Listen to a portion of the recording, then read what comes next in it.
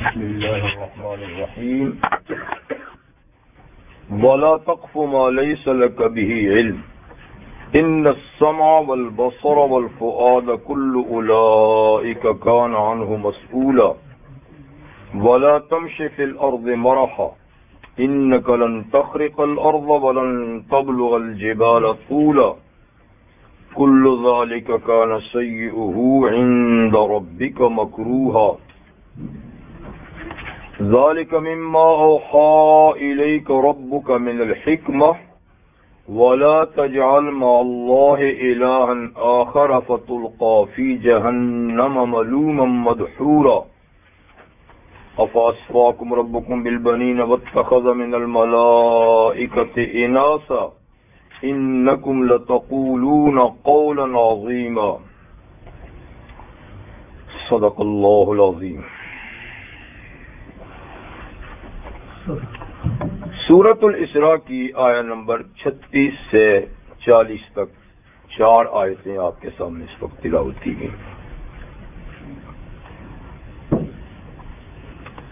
اسلامی معاشرے کی بنیادی اصول جو 15 ہیں ان میں سے 13 اصول بیان ہو چکے اور ان آیات میں 2 مزید اصولوں کا ذکر ہے اور اس کے ساتھ ساتھ اصل اول جو سب سے پہلا اصول تھا اس کا دوبارہ اعادہ بھی ہے. تو یہاں یعنی 14 اور 15 جو اصول ہیں ان کا ذکر ہے. وَلَا تَقْفُ مَا لَيْسَ لَكَ بِهِ عِلْمٌ. تو اس سے پہلے بیان ہوا تھا، اس سے پہلے جو پچھلے پروگرام میں 3 اصول ذکر کیے تھے ان میں پہلا تھا کہ وَلَا تَقْرَبُوا مَالَ الْيَتِيمِ، یتیم کے مال کے قریب مت جاؤ. قریب نہ جانے کا مطلب ہے کہ اس کو ناجائز طریقے سے مت کھاؤ. الا باللتی احسن، مگر احسن طریقے سے یتیم کا مال استعمال کیا جا سکتا ہے، یعنی بطور تنخواہ یا معاوضہ حق الخدمت کے طور پر یا بطور قرض اس کے مال سے لیا جا سکتا ہے. لیکن اس کے علاوہ یتیم کا مال، اور جیسے یتیم کا مال کھانا جائز نہیں اس لیے کہ وہ دوسرے کا حق ہے، تو اس کے عموم میں یہ بھی آتا ہے کہ کسی کا مال بھی ناجائز طریقے سے کھانا وہ جرم ہے. جیسے کہ اس کے لیے دوسری آیات اور احادیث میں نبی کریم علیہ السلام کا ارشاد ہے، حدیث میں ارشاد ہے لا يحل مال امرئ مسلم الا بطیب نفس منه، کہ کسی مسلمان آدمی کا، یا بعض روایت میں ہے کہ کسی بھی آدمی کا مال اس کی دل کی خوشی کے بغیر لینا حرام ہے، جائز نہیں. یعنی دباؤ سے، کسی طریقے سے، چوری سے، ڈاکے سے، چھیننے سے، یا دباؤ سے یا دھوکے سے جائز نہیں. جب کہ وہ اپنی دل کی خوشی کے ساتھ دے تو جائز ہے. تو بہرحال یتیم کا مال مطلب ہے کہ ہر کمزور کا مال جو ہے نا وہ اسلامی معاشرے میں محفوظ ہونا چاہیے اور اس کو کسی غلط طریقے سے استعمال کرنا جائز نہیں. یہ ایک بات تھی. اور دوسری بات جو پچھلے پروگرام میں گزری وہ یہ اوفوا الکیل اذا کلتم وزنوا بالقسطاس المستقیم، کہ جب تم لین دین میں اور معاملات میں ماپ تول کرو تو ماپ تول انصاف کے ساتھ کرو اور سیدھے ترازو کے ساتھ تول کر دو. یہی بہتر بات ہے اور اس کا انجام اچھا ہوتا ہے. یعنی کسی کا حق، یعنی ماپ تول کا مطلب جیسے میں نے ذکر کیا تھا کہ فقط دکاندار کے لیے، تاجر کے لیے نہیں، بلکہ اس میں تمام حقوق آ جاتے ہیں کہ جس کا جو حق بھی ہے وہ ٹھیک ماپ تول کر اس کو دینا چاہیے. اور تیسری بات تھی، ہاں یہ ہو گئے اوفو بالعہد. ایک تھا اوفو بالعہد یعنی عہد و پیمان پورا کرو. تو پچھلے پروگرام میں 3 باتیں ذکر تھیں معاشرے کی. ایک، مال یتیم کے قریب نہ جاؤ. ایک، وعدے پورا کرو. اور ایک یہ کہ دوسروں کے حقوق ماپ تول اس میں برابر رکھو۔ تو آج دو باتیں ہیں۔ پہلی بات، وَلَا تَقْفُ مَا لَيْسَ لَكَ بِهِ عِلْمٌ، جس چیز کا تمہیں علم نہ ہو اس کے پیچھے مت پڑو۔ جس چیز کا تمہیں علم نہ ہو اس کے پیچھے مت پڑو، یعنی یوں سنی سنائی باتوں کو آگے چلا دینا، بغیر تحقیق کے باتیں اڑا دینا، یہ غلط بات ہے۔ اس سے بڑی خرابیاں پیدا ہوتی ہیں، اور بدقسمتی سے آج کے معاشرے میں یہی کچھ ہے۔ اور رحمت عالم صلی اللہ علیہ وسلم نے فرمایا کہ کفا بالمرء کذبا ان یحدث بکل ما سمع، کہ ایک آدمی کے جھوٹا ہونے کے لیے اتنی بات کافی ہے کہ ہر سنی سنائی بات بیان کر دے۔ او جی میں نے سنا تھا یہ ہے، او جی میں نے سنا تھا یہ ہے، پتہ نہیں کس سے سنا تھا، کیسی بات سنی تھی۔ تو جب تک بات کی تحقیق نہ ہو جائے اور اس کی سچائی واضح نہ ہو جائے، اس بات کو آگے نہیں چلانا چاہیے، نہ اس کو دل میں جگہ دیں نہ اس کو زبان پہ لائیں۔ ہاں جب اس کی تحقیق ہو جائے کہ واقعی یہ بات ہے، پھر بھی اس کی مصلحت دیکھ کر اس کو بیان کرنا چاہیے، کیونکہ بسا اوقات ٹھیک بات کا پھیلانا بھی نقصان کا باعث ہوتا ہے۔ تو پہلی بات یہ کہ بلا تحقیق کسی چیز کے پیچھے نہیں پڑنا چاہیے۔ عام طور پہ بدگمانی اور اس طریقے سے دوسروں پر تہمتیں محض بلا وجہ ہی لگا دی جاتی ہیں سنی سنائی باتوں سے، اور حقیقت دیکھے تو پھر کچھ بھی نہیں ہوتا جی۔ اسی سے یہ ہمارے معاشرے میں پھیلے ہوئے رسم و رواج بھی آ جاتے ہیں۔ کئی چیزیں ایسی ہیں جو صرف سنی سنائی اور چلتی چلتی آ رہی ہیں، پیچھے سے دیکھیں تو حقیقت کچھ نہیں، دلیل کچھ بھی نہیں ہے۔ کیوں جی؟ اور جی باپ دادا سے کرتے تھے، ہمارے خاندان میں ایسا ہو رہا تھا۔ کبھی یہ زحمت نہیں کی کہ خاندان میں یہ کام کیوں ہو رہا ہے، ہمارے علاقے میں یہ چیز کیوں آئی ہے، اس کی ضرورت نہیں محسوس کرتے، بس یہ ہمارے علاقے کا رواج ہے، ہمارے خاندان کا رواج ہے۔ تو بہرحال یہ چیزیں اسلامی معاشرے کے ساتھ میل نہیں کھاتی، بلکہ یہاں ہر چیز کی تحقیق ہو، اور جب سچائی سامنے آ جائے تو اس کو آگے بیان کرنا چاہیے۔ سورہ حجرات میں بھی اللہ تعالیٰ نے اس کے بارے میں ارشاد فرمایا، آیہ کریمہ میں ہے کہ اگر کوئی عام آدمی، فاسق آدمی کوئی خبر لائے تو بلا تحقیق اس کی خبر پہ عمل نہیں کرنا چاہیے، بغیر تحقیق اس کی بات پہ عمل نہیں کرنا چاہیے۔ تو وَلَا تَقْفُ مَا لَيْسَ لَكَ بِهِ عِلْمٌ إِنَّ السَّمْعَ وَالْبَصَرَ وَالْفُؤَادَ كُلُّ أُولَٰئِكَ كَانَ عَنْهُ مَسْئُولًا، یقیناً کان، آنکھ اور دل یہ سب اعضاء ایسے ہیں کہ ان میں جگہ پانے والی باتوں کے بارے میں قیامت کے دن پوچھ ہوگی۔ کیا سنا تھا، کیا دیکھا تھا، اور دل میں کیا سوچا تھا۔ تو تین اعضاء خاص طور پہ ذکر کیے، ورنہ تو مسئول سارے ہی اعضاء ہوں گے، جیسے اللہ تعالیٰ کا ارشاد ہے سورہ یاسین میں، اليوم نختم على وجوہہم وتکلمنا ایدیہم وتشہد ارجلہم بما کانوا یکسبون، کہ ہم زبان پہ مور سکوت لگا لیں گے اور پھر ہاتھ اور پاؤں شہادت دیں گے کہ ہم سے یہ کام لیا گیا تھا۔ اور آگے ایک اور آیہ کریمہ میں ہے کہ یہ کھال بھی بولے گی، یہ کھال بھی بولے گی کہ یہ زبان سے یہ کچھ کہتا رہا ہے، گویا ہمارے اس کھال میں ہماری زبان سے نکلی ہوئی باتیں ٹائپ ہو رہی ہیں۔ اور یہ تو اب سائنسی تحقیق سے بھی ثابت ہو گیا ہے کہ جو کچھ بولا جاتا ہے یہ یہاں جذب ہوتا ہے، باڈی میں جذب ہوتا ہے۔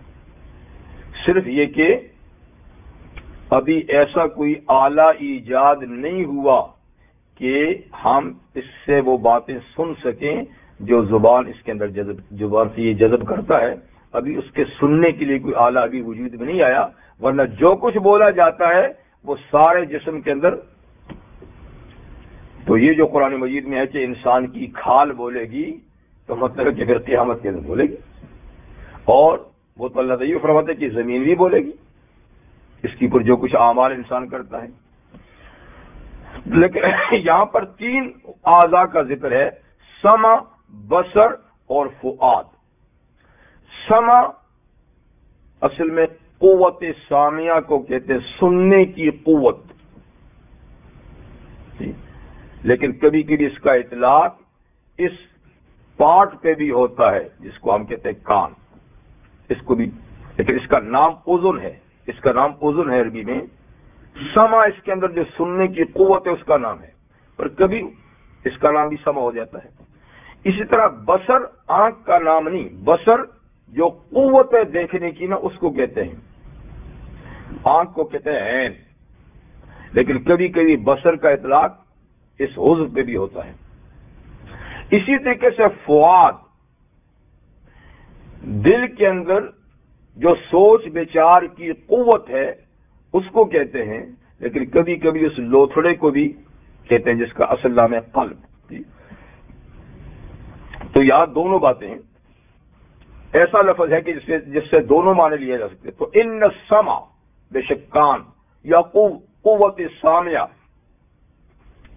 اس سے پوچھیں گے اللہ تعالی، یعنی بندے سے پوچھیں گے کہ اس سے تو نے کیا کام لیا، کیا باتیں سنی، حقائق سنے یا فضولیات، جائز باتیں سنی یا ممنوعات، کیا سنا. یعنی یہ میں نے ایک بیش قیمت اور بے مثل عضو تجھے دیا تھا، تو نے اس کو کہاں استعمال کیا.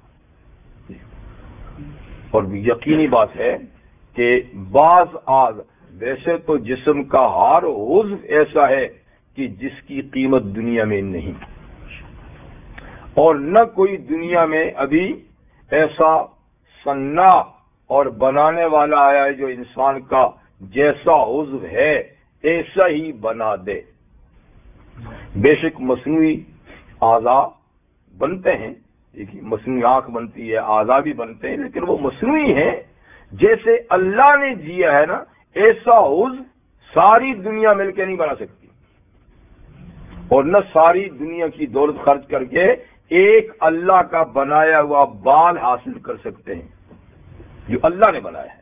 ویسے تو آپ کو مصنوعی بال ملیں گے، لیکن بعض اعضاء پھر بہت زیادہ قیمتی، جیسے کہ سمع، جیسے کہ بصر، جیسے کہ فؤاد، یہ بہت قیمتی ہیں. اور ان کی ساخت بھی بڑی عجیب و غریب ہے. ان کی بناوٹ، اس کا سسٹم قوت سامعہ کا، کہ ہر کان میں 3000 ٹیلی فون نصب ہیں. 3000، یعنی یہ تو عضو ہے، اس کے اندر سوراخ ہے، سوراخ کے پیچھے حوض ہے، رطوبت کا حوض، اس میں رطوبت بھری ہوئی ہے، اور بیچ میں اس کے بیچ میں اور باہر کے لیے ایک پردہ ہے، پردے کے پیچھے حوض ہے. حوض سے آگے پھر 3000 فون ہیں، فون کی لائنیں ہیں، جو مرکزی سماعت جو ہے نا، قوت مرکزی سماعت، اس کے ساتھ ان کا کنیکشن ہے. ہر آواز کو سننے کے لیے الگ فون ہے، جو صرف وہ آواز وہی سن کے آگے مرکز تک پہنچاتی ہے، دوسری آواز وہ نہیں سنتا. تو جب بات منہ سے نکلتی ہے، ہوا اس کو لے کر اس پردے کے ساتھ ٹکراتی ہے، اور وہ جب ٹکراؤ ہوتا ہے اس پردے کے ساتھ تو ایسا اندر وہ حوض میں ایسا جاتا ہے جیسے کہ آپ حوض میں پتھر ماریں تو اس میں پانی جو نا، تو وہ آواز یا ٹکرا کر حوض میں اس سے ٹکراتی ہے اور حوض کے اندر تناتم پیدا ہوتا ہے، اور پھر آگے جو کنیکشن ہے وہ وہاں اور وہاں سے پیدے وہاں. تو ایک لمحے میں دیکھیے ہم کتنی آوازیں سن لیتے ہیں. ایسی بصارت کا عالم ہے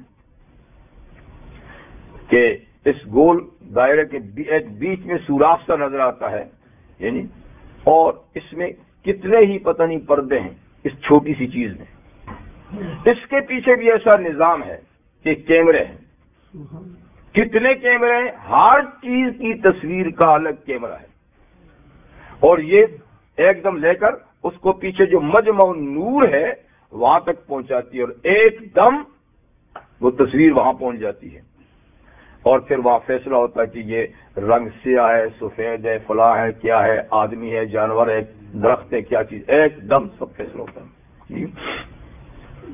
اور فؤاد، دل تو ماشاءاللہ یہ تو مرکزی نوعیت کی چیز ہے، اور اس پر تو انسانی زندگی کا دار و مدار ہے. مجھے یہ ڈر ہے دل زندہ تو نہ مر جائے، کہ زندگانی عبارت ہے تیرے جینے سے. دل تو ایسی مرکزی چیز ہے، ایک تو انسان کی حیات اور بقا کا دار و مدار دل کی دھڑکن پر ہے، اور دوسری بات یہ ہے کہ پوری قوت جو ہے نا سمجھنے کی اور فیصلے کی وہ دل کرتا ہے. فیصلہ سب دل میں ہوتا ہے، جیسے کہ یہ پورے اعضائے بدن کا رئیس اور سربراہ ہے. تو ایمان کا مرکز دل ہے. ایمان کہاں ہوتا ہے؟ دل میں. اس طرح کفر بھی کہاں ہوتا ہے؟ دل میں. اخلاص بھی کہاں ہوتا ہے؟ دل میں. نفاق بھی کہاں ہوتا ہے؟ دل میں. شرک بھی کہاں ہوتا ہے؟ دل میں. جی، اور جتنی روحانی بیماریاں ہیں وہ بھی دل میں پیدا ہوتی ہیں. حسد کہاں پیدا ہوتا ہے؟ دل میں. تکبر کہاں پیدا ہوتا ہے؟ دل میں. جی، اور جتنی خوبیاں ہیں ان کا سرچشمہ بھی دل ہے. تو اس لیے اللہ تعالیٰ فرماتے ہیں کان سے کیا سنا، آنکھ سے کیا دیکھا، اور دل میں کیا جمایا، ایمان یا کفر، جی، اخلاص یا نفاق، جی، توحید یا شرک، اور نیکیاں یا بدیاں. تو ہم پوچھیں گے کہ اس رئیس العز سے تم نے کیا کام لیا؟ کل اولئک کان عنہ مسئولا. اس لیے ہر سنی سنائی بات بلا تحقیق بات پہ نہ تو اعتقاد کی بنیاد رکھو نہ عمل کی بنیاد رکھو. نہ اعتقاد کی بات رکھو. یہ 14 نمبر ہو گیا. اب 15واں، وَلَا تَمْشِ فِي الْأَرْضِ مَرَحًا، اور دیکھو زمین پہ اکڑ کے مت چلو. مرح کہتے تبختر، اکڑ کے چلنا، تکبر کی بنیاد پر. تو زمین پہ اترا کر مت چلو، اکڑ کر مت چلو، تواضع سے چلو. اس لیے کہ آخر اکڑ کے تم کرو گے کیا؟ جی، کیا اکڑنے سے تمہارا 6 فٹ کا قد 7 کا ہو جائے گا؟ کیا 8 کا ہو جائے گا؟ نہیں، تم جتنے فٹ کے ہو اتنی ہو. تو لہذا اکڑ کے نہیں چلو. اور کیا تم اکڑ کے کوئی زمین کو پھاڑ دو گے؟ نہیں، زمین کو پھاڑ بھی نہیں سکتے، زمین اتنی مضبوط ہے. تو پھر کیا فائدہ ہوا؟ نہ تمہارے تکبر سے چلنے سے زمین پھٹتی ہے، اور نہ تمہارے تکبر سے چلنے سے تمہارا سر کوئی پہاڑوں کی طرح بلند ہو جاتا ہے.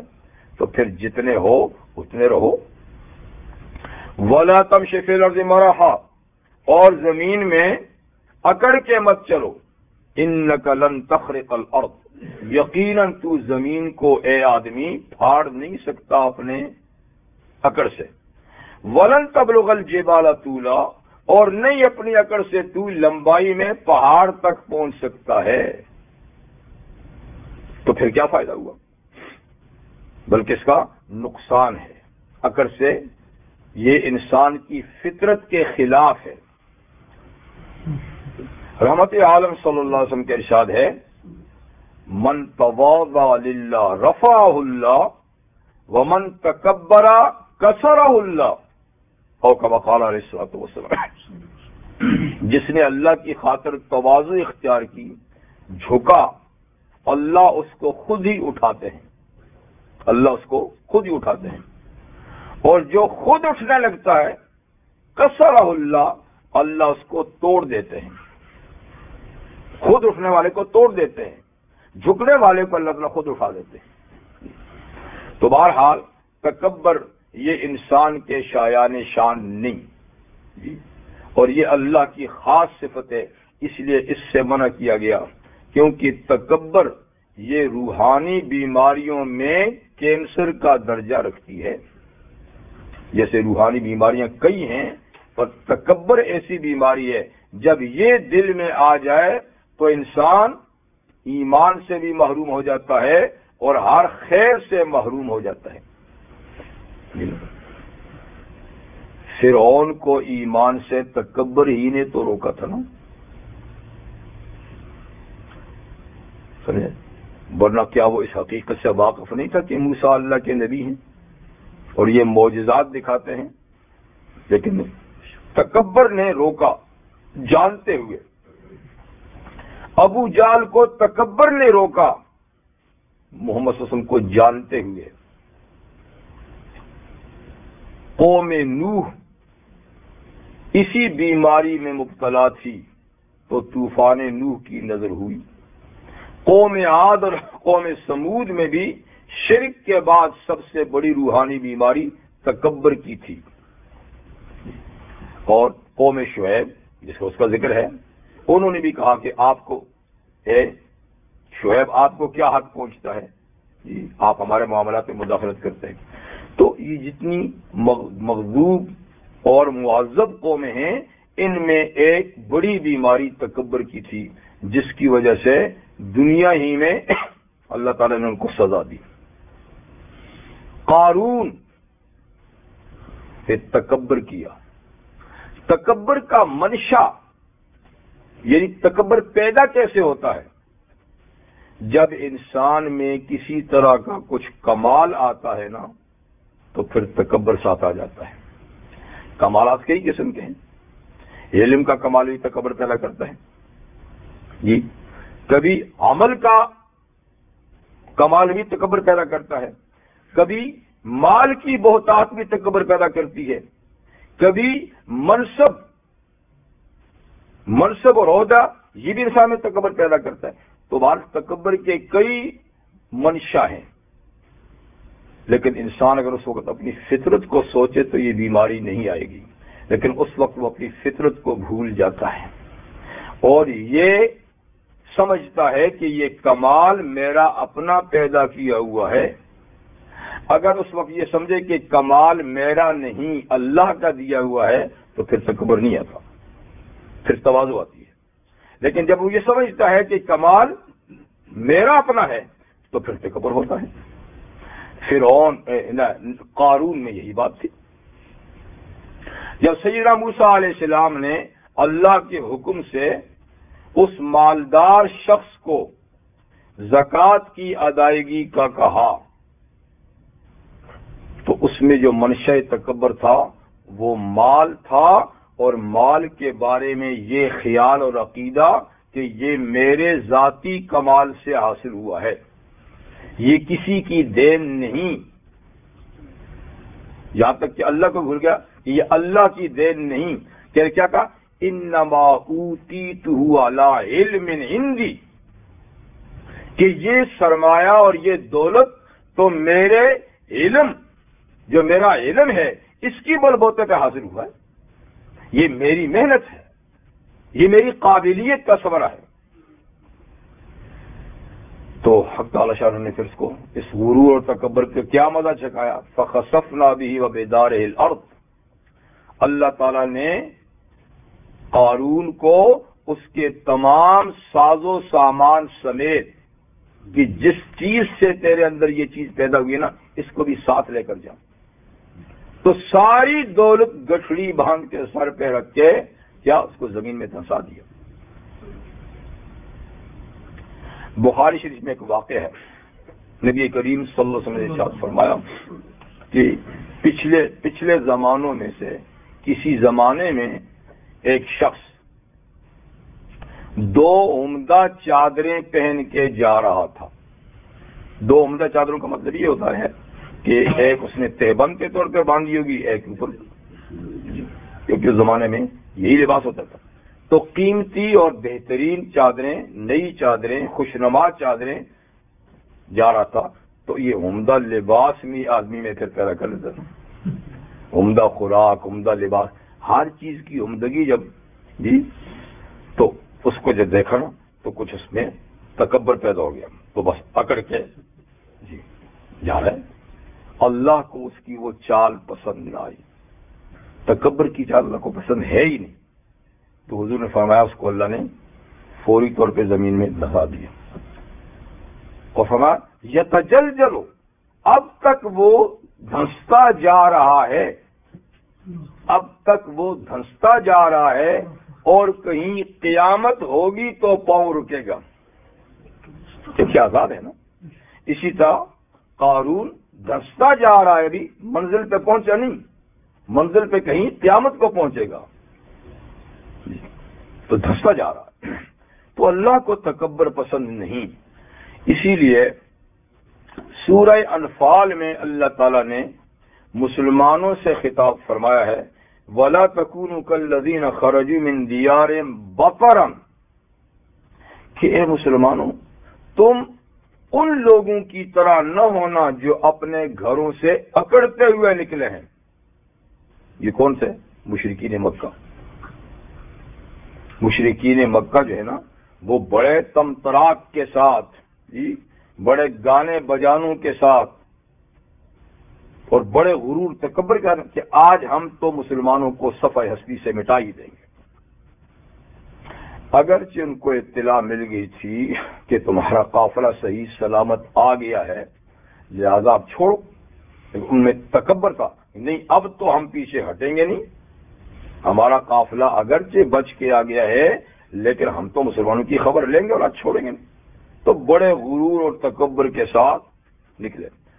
تو اللہ نے فرمایا کہ ان کی طرح تم نہ نکلنا، تم عاجزی اور تواضع سے نکلنا. تو ان متکبرین کا پھر انجام کیا ہوا؟ بڑی تعداد کے باوجود بھی ان کو شکست فاش اللہ نے دلائی، اور سارے متکبرین جو ہیں ان کی لاشیں ایک کنویں میں ڈلوائی گئیں. اس کی جگہ وہ متواضع، وہ نہتے مسلمان کامیاب ہو گیا. تو یہ چیز تو اللہ کے ہاتھ میں ہے، کسی کے ہاتھ میں نہیں ہے. تو جو لوگ قوت کے بل بوتے پہ غرور کرتے ہیں تو آخر غرور کا سر نیچا ہوتا ہی ہے، چاہے وہ کرنے والا فرد ہو، چاہے وہ کرنے والی جماعت ہو، چاہے وہ کرنے والی حکومت ہو.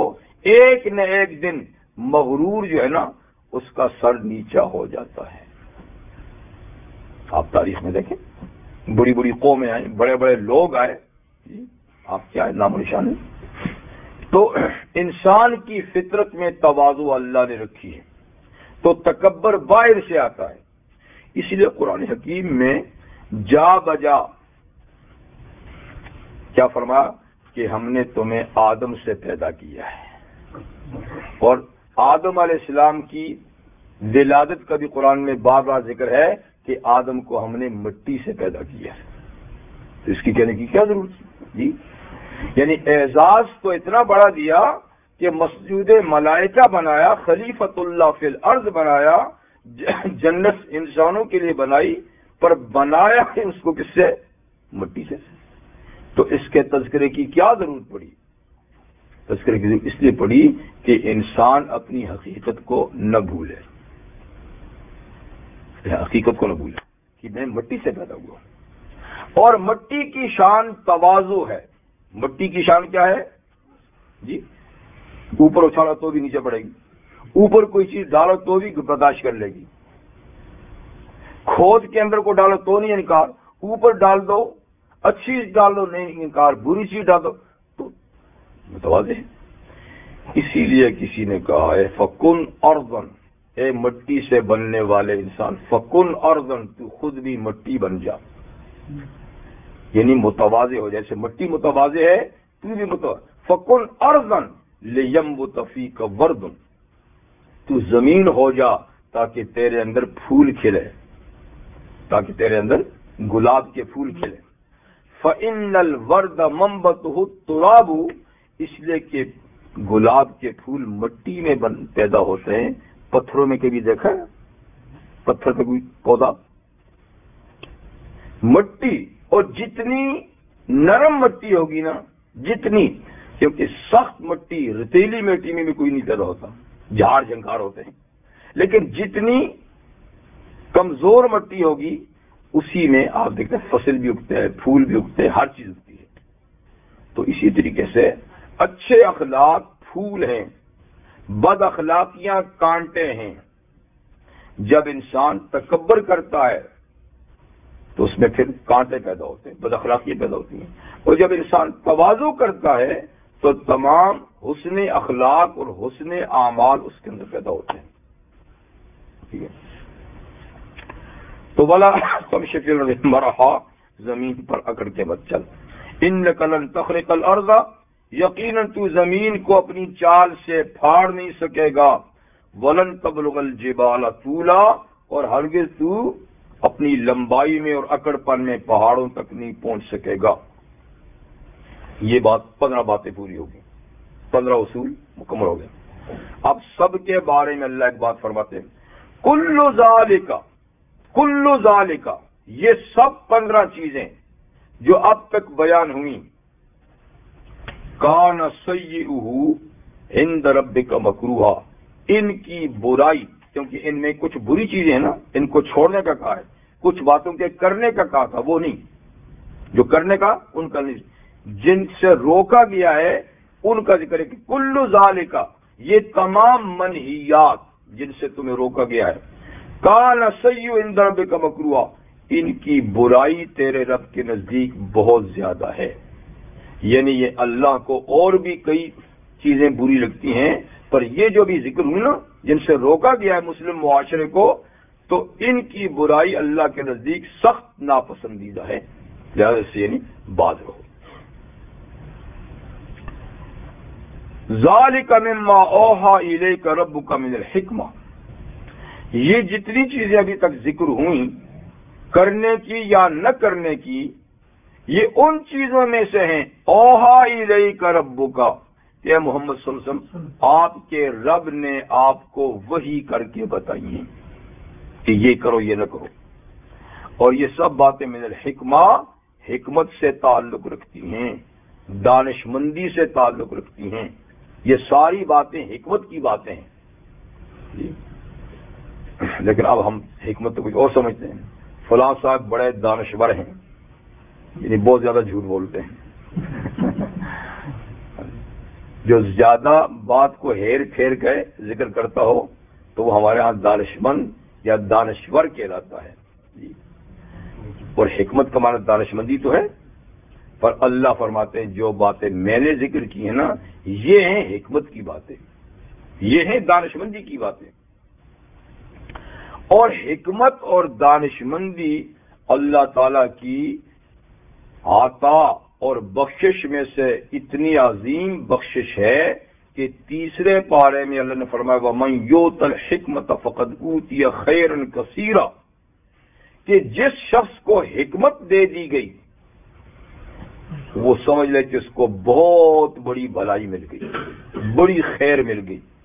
جس کو حکمت مل گئی اس کو بہت بڑی خیر مل گئی۔ تو یہ 15 باتیں حکمت کی ہیں، جن کو یہ حاصل ہوگی ان کو جیسے خیر کثیر حاصل ہو گئی۔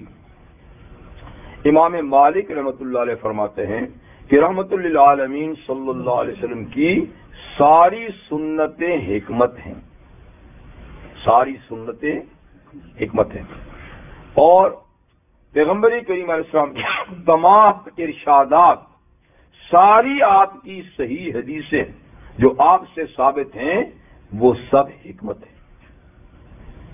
تو قرآن اور حدیث یہ ہے اصل میں حکمت کے سرچشمے کی، تو یہ حکمت ہے، یہ بات ہوگی۔ اب اللہ تعالیٰ وہ جو ان 15 میں سے سب سے پہلا اصول تھا اس کو ذرا دوبارہ دہراتے ہیں۔ آپ کو یاد ہوگا کہ پہلا اصول کیا تھا؟ توحید، اور توحید فی العبادت، خاص طور پہ توحید فی العبادت، یعنی ساری قسم کی توحید ہیں، لیکن وَقَضَىٰ رَبُّكَ أَلَّا تَعْبُدُوا إِلَّا إِيَّاهُ، یہ تھا نا، قضا رب کا، آپ کے رب نے یہ حکم دیا ہے کہ اس کے سوا کسی کی بندگی نہ کرو. تو بندگی میں اللہ تعالیٰ کی ساری توحید کی باتیں آ جاتی ہیں، ساری یکتائی کی باتیں آ جاتی ہیں. تو اب اللہ تعالیٰ اسی کے بارے میں دوبارہ فرماتے ہیں کہ لا تجعل مع اللہ الہا آخر، کہ دیکھیے اللہ کے ساتھ کسی اور کو معبود نہ بنانا. یہ پہلے کہہ دیا تھا کہ اس کی عبادت کا حکم ہے، اس کی عبادت میں کسی کو شریک نہ کرنا. اب دوبارہ تاکید ہے کہ دیکھو اللہ کے ساتھ کسی کو معبود نہ بنانا.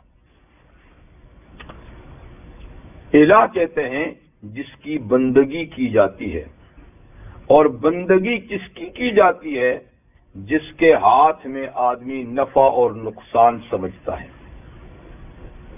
تو اس کی بندگی کرتا ہے، اس کے سامنے جھکتا ہے. کیوں؟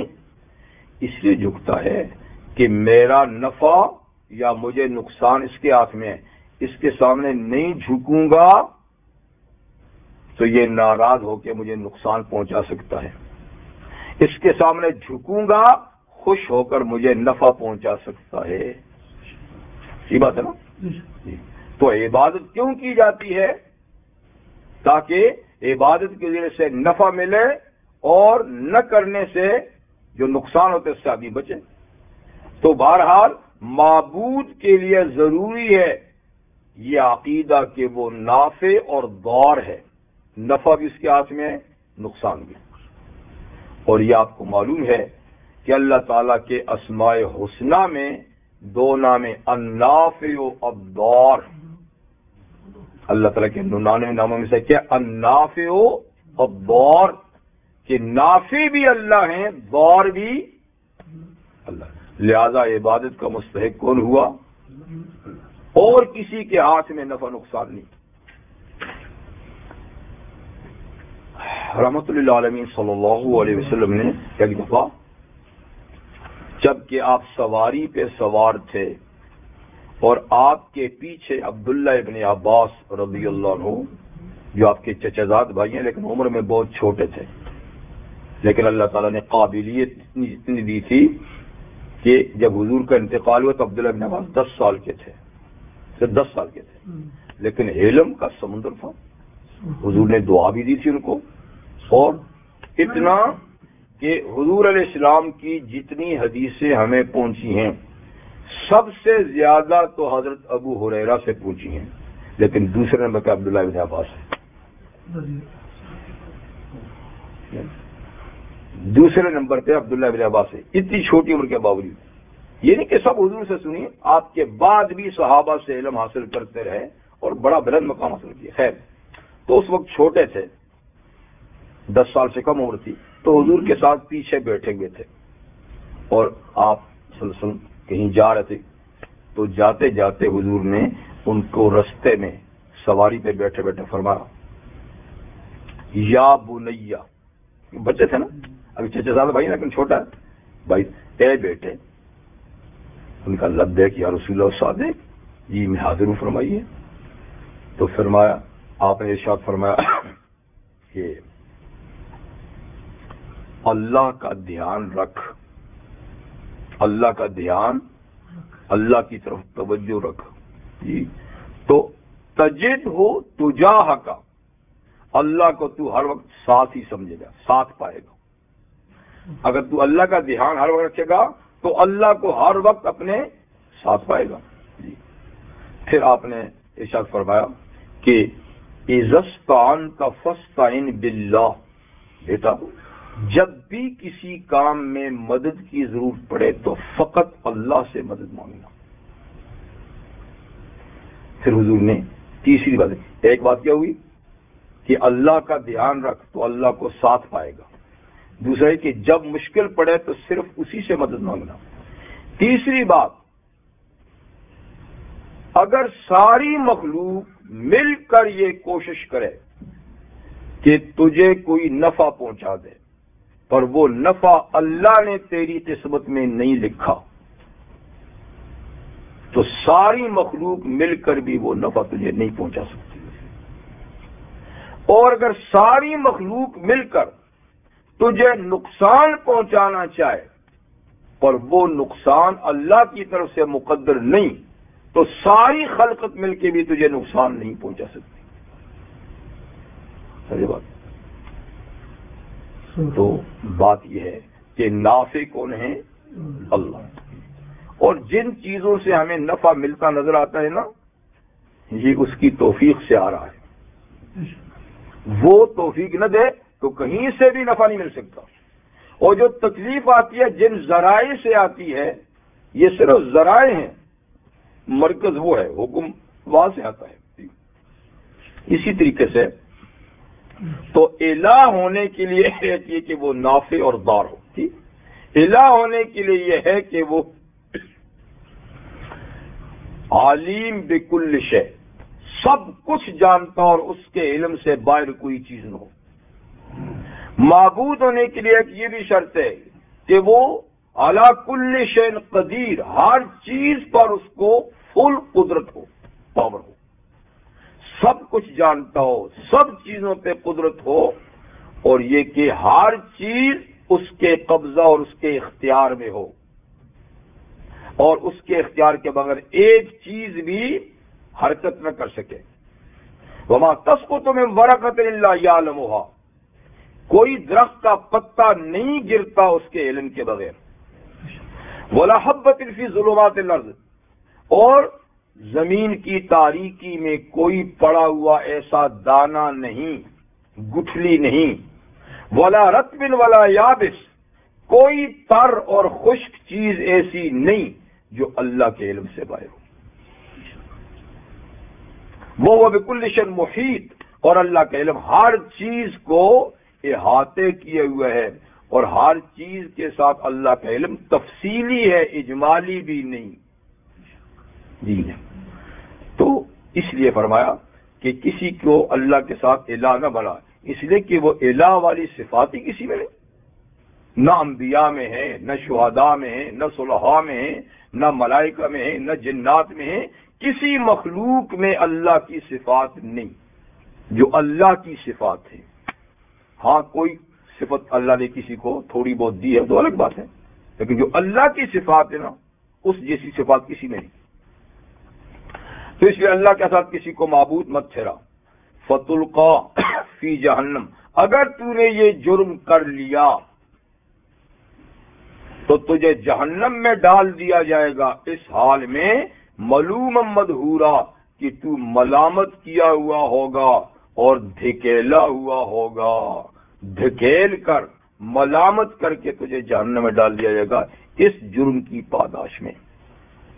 یعنی ان چیزوں میں ایک واحد جرم ایسا ہے جو ناقابل معافی ہے، اور وہ اللہ کے ساتھ کسی کو شریک ٹھہرانا، ذات میں، صفات میں، عبادت میں، کسی چیز میں بھی. ایسا کوئی کرتا گیا نا کبھی نہیں بخشا جائے گا. باقی جتنی چیزیں ذکر کی نا اسلامی معاشرے کی، وہ گناہ ہیں، ان کی سزا بھی مل سکتی ہے اور سزا کے بغیر معاف بھی ہو سکتے ہیں، لیکن بالآخر جنت میں جائے گا آدمی. یعنی ماں باپ کا چلو نافرمان ہے، سزا ملے گی دنیا میں، آخرت میں، یا کسی وجہ سے معاف بھی ہو سکتا ہے پر جنت میں جائے گا. رشتہ داروں کے حقوق، باقی جتنی باتیں ذکر ہوئی ہیں. لیکن یہ ایک ایسا جرم ہے نا کہ جس سے ہوا اور توبہ نہیں کی نہیں.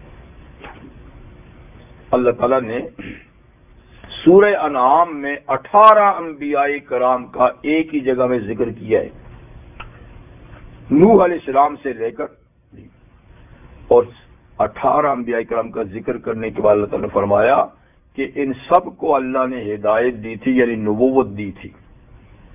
تو اے نبی آپ بھی ان کو ملنے والی جو ہدایت ہے اس کی پیروی کریں، یعنی آپ بھی نبی ہیں، سب نبیوں کا ایک ہی دین ہے.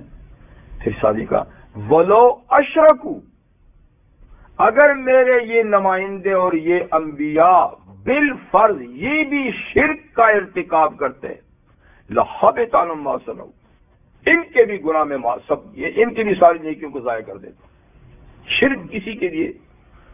اور سورہ زمر میں تو خود نبی کریم علیہ السلام کو اللہ نے ارشاد فرمایا لئن اشرکت لیحبطن عملک، کہ میرے محبوب پیغمبر کے آپ سے زیادہ بڑی ہستی میں نے نہیں پیدا کی جی، لیکن آپ نے بھی اگر میرے حق میں شرک کیا آپ کے بھی سارے عمل میں ضائع کر دوں گا۔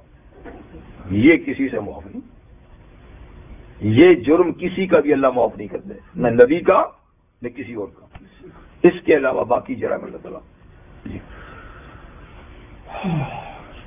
تھک تو نہیں گیا آپ سردی زیادہ ہے تو اب کیا کیا جا سکتا ہے؟ اچھا تو میں دو آیتیں ہیں وہ اسی سے متعلق ہیں، بس نہ دو نہیں ایک ہی ہے، ایک ہی جی بالکل وہ اسی سے متعلق ہے کہ شرک کی اقسام میں سے ایک قسم جو ہے نا وہ اللہ کے لیے اولاد تجویز کرنا ہے، یہ خدا کا بیٹا ہے، یہ اللہ کی بیٹیاں ہیں، یہ بھی شرک کی ایک قسم ہے۔ تو اس آیت میں صرف اسی کا ذکر ہے۔ افاسفاکم ربکم بالبنین، یہ تو یعنی ذرا سوچو کہ کیا اللہ نے تمہیں تو بیٹوں کے ساتھ نوازا ہے اور خالص تمہیں بیٹے دیے ہیں، واتخذ من الملائکۃ اناسا، اور خود اللہ نے فرشتوں کو بطور بیٹیوں کے بنایا ہے، جیسے یعنی تمہارا عقیدہ ہے۔ تو مشرکین عرب میں کچھ لوگوں کا عقیدہ تھا کہ فرشتے اللہ کی بیٹیاں ہیں، فرشتے اللہ کی بیٹیاں ہیں، اور کچھ لوگوں کا عقیدہ عیسیٰ علیہ السلام خدا کے بیٹے، عزیر علیہ السلام اللہ کے بیٹے وغیرہ۔ تو کچھ اللہ کے لیے بیٹے کہتے ہیں، کچھ اللہ کے لیے بیٹیاں کہتے ہیں، یعنی اللہ تو اولاد سے پاک ہے، لم یلد ولم یولد، لم یلد نہ اس کی کوئی اولاد ہے نہ وہ خود کسی کی اولاد ہے۔ لیکن اگر تم نے تجویز کرنا ہی تھا تو یعنی شرم کرو کہ بیٹے اپنے لیے اور بیٹیاں خدا کے لیے، اور پچھلی صورت میں گزر چکا ہے کہ بیٹیوں کو ان لوگوں سے سخت نفرت تھی اور بیٹیوں کو یہ زندہ چھوڑتے بھی نہیں تھے جی، یعنی بعض قبائل عرب کے تھے جو بیٹیوں سے نفرت کرتے تھے اور پیدا ہوتے ہی زندہ کھڈے میں ڈال دیتے تھے۔ تو یعنی جس چیز سے تم اتنی نفرت کرتے ہو کہ اس کا چہرہ دیکھنا پسند نہیں کرتے ظالموں، تو تم نے وہ اللہ کے ذمہ لگا دی ہیں، اور خود جو تمہارے من پسند اولاد ہے یعنی لڑکے ہیں وہ اپنے لیے تم نے کر دیے ہیں۔ لڑکی کو تو تم برداشت نہیں کرتے گھر میں نفرت سے، تو وہ قابل نفرت چیز تم نے اللہ کے ذمہ لگا دی۔ تو اگر تم نے یہ ظلم کرنا ہی تھا نا تو لڑکے لگا لیتے نا، جیسے کہ بعض لوگوں نے لڑکے لگائے ہیں، لیکن اللہ تو ہر قسم کی اولاد سے پاک ہے، اور دونوں کام ہی ظلم ہیں۔ اللہ کے لیے لڑکے کی بات یا لڑکی کی بات اتنا بڑا جرم ہے جو زمین و آسمان کے لیے بھی ناقابل برداشت ہے۔ سورہ مریم میں ہے، تکاد السماوات یتفطرن من فوقہن وتنشق الارض وتخر الجبال هدا ان دعوا للرحمن ولدا، قریب ہے کہ آسمان پھٹ جائے، قریب ہے کہ زمین ٹکڑے ٹکڑے ہو جائے، پہاڑ اڑ جائیں، ریزہ ریزہ ہو جائے، اس بات پر کہ تم اللہ کے لیے اولاد کی بات کیوں کرتے ہو؟ یعنی اتنے جرم کی بات ہے۔ تو بہرحال ہے تو دونوں ہی جرم کی بات ہے، اور پھر ظلم بالائے ظلم یہ کہ لڑکے تمہارے لڑکیوں خدا کی۔ انکم لتقولون قولا عظیما، تم تو بہت بڑی بات کہہ رہے ہو، یعنی اتنی گستاخی اتنی بے ادبی کی بات اللہ کی شان میں کہہ رہے ہو کہ جس کا کوئی ٹھکانہ نہیں۔ انکم لتقولون قولا عظیما، بے شک تم تو بہت بڑی بے ادبی اور گستاخی کی بات اللہ کی شان میں کر رہے ہو۔ تو یہ اس کا ذکر ہو گیا، یعنی کہ شرک نہیں کرو ورنہ جہنم میں جاؤ گے، اور پھر خاص طور پہ اللہ کے لیے اولاد اور اولاد میں بیٹیوں کی بات، یہ تو بہتان عظیم ہے۔ تو اب ہو گیا۔ سبحانک اللہم وبحمدک اشہد ان لا الہ الا انت استغفرک واتوب الیک۔